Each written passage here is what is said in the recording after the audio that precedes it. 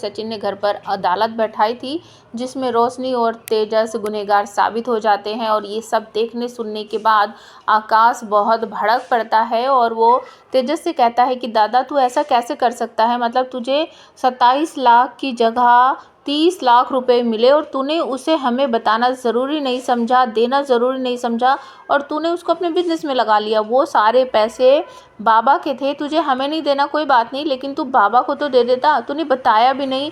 तू कितना घटिया इंसान है दादा। बस ये सुनते ही तेजस भड़क पड़ता है और आकाश का गला पकड़ते हुए कहता है कि तू छोटा है ना, तो छोटे की तरह ही बिहेव किया कर। मैं तेरा बड़ा दादा हूँ, मुझसे ज़्यादा ज़बान लड़ाई ना तो तेरे लिए ठीक नहीं होगा। तो आकाश यहाँ पर उसको ये भी एहसास करा देता है कि समय आने पर मैं छोटा हूँ तो मैंने तेरी मदद की थी, तू बड़ा दादा है तो किस नाम का है, ना तो तू कभी कोई ढंग का काम करता है और ना ही तूने कभी मेरी मदद की है।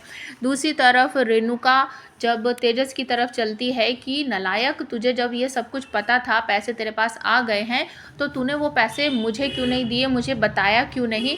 तो तेजस सारा इल्ज़ाम रोशनी के ऊपर डाल देता है कि आई मैं क्या करता। ये रोशनी कहने लगी पहले बिजनेस में पैसे लगाओ और जैसे जैसे मुनाफा होता रहेगा ना तो फिर घर वालों को सारे पैसे देते रहना। तो रेणुका भड़क कर उसको एक थप्पड़ मारती है, कहती है नालायक, अपना दिमाग लगाता, ये इस घर की थोड़ी है, तू इस घर का बेटा है।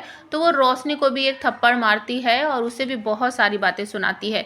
ये सब देखकर सायली को बहुत बुरा लगता है और वो बीच बिचाव करते हुए कहती है काकू प्लीज़ ऐसा मत करो, आप अपने बेटे पर तो हाथ उठा सकती हो, उसको तो कुछ भी बोल सकती हो, लेकिन हम बहुएं हैं, आप हमारे पर इस तरीके से हाथ नहीं उठा सकती। मैं मानती हूँ रोशनी की गलती है, उसे आपको बताना चाहिए था, बोलना चाहिए था, लेकिन काकू इस तरीके से हाथ उठाकर कुछ फ़ायदा तो होने वाला नहीं है और रोशनी के मन में आपके लिए एक तरह से घृणा ही हो जाएगी कि मेरी सास ने मुझ पर हाथ उठाया।